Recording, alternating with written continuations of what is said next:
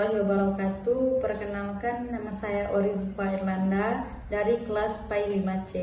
Di sini saya akan menjelaskan materi tentang capaian pembelajaran, tujuan pembelajaran, dan alur tujuan pembelajaran. Yang pertama, pengertian capaian pembelajaran. Capaian pembelajaran merupakan salah satu komponen utama dalam kurikulum Merdeka yang berfungsi sebagai acuan untuk menentukan arah dan tujuan setiap proses pembelajaran. Secara umum, capaian pembelajaran dapat diartikan sebagai pernyataan mengenai kompetensi yang harus dimiliki peserta didik pada akhir suatu fase atau jenjang pendidikan. Kompetensi tersebut mencakup aspek pengetahuan, keterampilan, dan sikap yang terintegrasi dan tercermin dalam kemampuan berpikir, bersikap, serta bertindak sesuai dengan karakter profil pelajar Pancasila. Selanjutnya, pengertian tujuan pembelajaran. Tujuan pembelajaran merupakan pernyataan yang menjelaskan kemampuan, pengetahuan, keterampilan, dan sikap yang harus dimiliki oleh peserta didik setelah mengikuti suatu proses pembelajaran tertentu. Tujuan pembelajaran disusun sebagai bagian dari perencanaan pembelajaran yang berfungsi untuk mengarahkan kegiatan belajar mengajar agar berjalan dengan terukur, terarah, dan bermakna. Jika capaian pembelajaran atau sering disebut dengan CP, menggambarkan hasil belajar pada akhir satu fase, maka tujuan pembelajaran menjabarkan tahapan-tahapan yang lebih kecil dan konkret yang harus dicapai peserta didik dalam setiap pertemuan atau unit pembelajaran tertentu. Kemudian, pengertian alur tujuan pembelajaran atau sering disebut dengan ATP. Alur tujuan pembelajaran merupakan susunan atau urutan logis dari beberapa tujuan pembelajaran TP yang dirancang secara sistematis untuk menggambarkan tahapan pembelajaran dari awal hingga akhir suatu fase. Dengan kata lain, ATP adalah peta perjalanan belajar yang memandu guru dalam mengajarkan materi pembelajaran agar peserta didik dapat mencapai capaian pembelajaran secara bertahap, terstruktur, dan berkesinambungan. ATP berperan penting sebagai jembatan yang menghubungkan antara tujuan pembelajaran harian dengan capaian akhir yang ditetapkan dalam kurikulum. Hubungan antara CP, TP, dan ATP. Dalam kurikulum Merdeka, capaian pembelajaran, tujuan pembelajaran, dan alur tujuan pembelajaran merupakan tiga komponen utama yang saling berkaitan dalam membentuk satu kesatuan dalam perencanaan pembelajaran.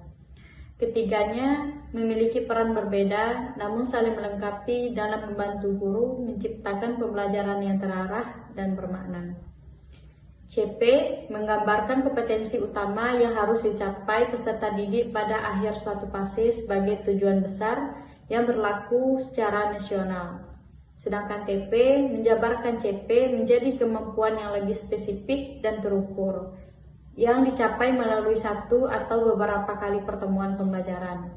Sementara itu, ATP menyusun TP secara sistematis dan berurutan, dari kemampuan yang sederhana menuju kemampuan yang kompleks, agar peserta didik dapat mencapai CP secara bertahap. Contoh penerapan CP, TP, dan ATP dalam pembelajaran. Contohnya pada mata pelajaran Bahasa Indonesia. 1. Capaian pembelajaran. Capaian pembelajaran adalah kemampuan utama yang harus dikuasai peserta didik di akhir pembelajaran. CP menjadi arah dan sasaran utama dalam proses belajar. Contohnya, peserta didik mampu memahami dan menyajikan teks narasi dengan memperhatikan struktur, unsur kebahasaan, dan isi teks. Artinya, siswa diharapkan dapat menganalisis serta menulis teks narasi sesuai kaidah bahasa yang benar. 2. Alur tujuan pembelajaran atau sering disebut dengan ATP.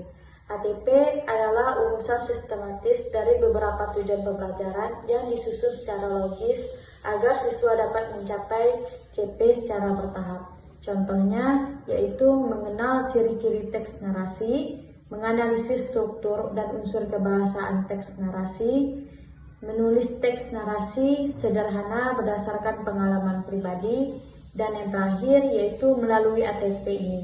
Proses belajar berjalan dari konsep dasar hingga keterampilan praktik menulis. 3. Tujuan pembelajaran atau TP. TP menjabarkan kemampuan spesifik yang harus dikuasai siswa dalam suatu atau beberapa pertemuan. TP bersifat lebih konkret dan terukur.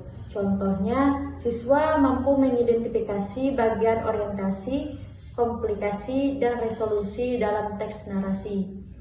Siswa mampu menulis teks narasi sederhana dengan ejaan dan struktur yang tepat. Tapi TP ini menjadi dasar guru menyusun kegiatan belajar yang sesuai dan realitas.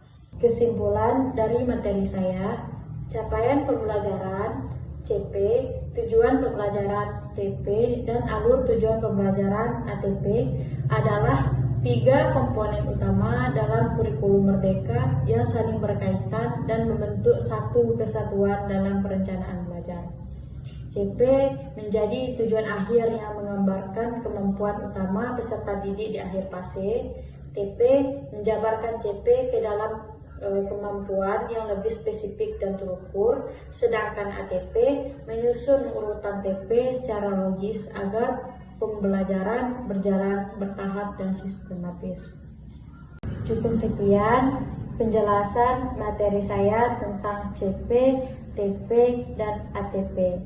Saya akhiri dengan Wassalamualaikum warahmatullahi wabarakatuh.